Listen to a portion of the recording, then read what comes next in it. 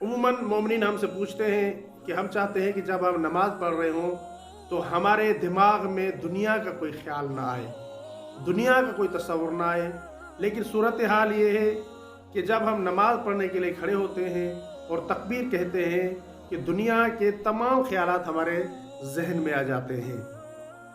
यही सवाल जब शेखुल आरफीन हज़रत आयतुल्लाह उज़्मा मोहम्मद तकी बहजत रहमतुल्लाह अलैह से पूछा गया, तो आयतुल्लाह उज़्मा मोहम्मद तकी बहजत रहमतुल्लाह अलैह ने बयान फरमाया कि अगर आप चाहते हैं कि आप नमाज को हुजूर क़ल्ब के साथ पढ़ें, यानी खुशू और खुजू के साथ नमाज को पढ़ें, तो आपको चाहिए कि आप 24 घंटे अपने हवास खमसा पर कंट्रोल रखें।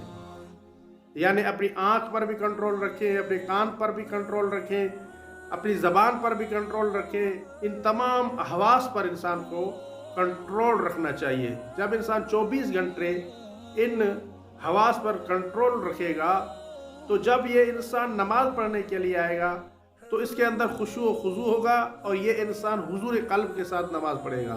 लिहाजा हमें चाहिए कि हम 24 घंटे यानी पूरा दिन अल्लाह ताला की याद में रहें और अपने हवा से खमसा को कंट्रोल में रखें। जब हम हवा से खमसा को कंट्रोल में रखेंगे तो हुजूर क़ल्ब के साथ नमाज पढ़ सकेंगे।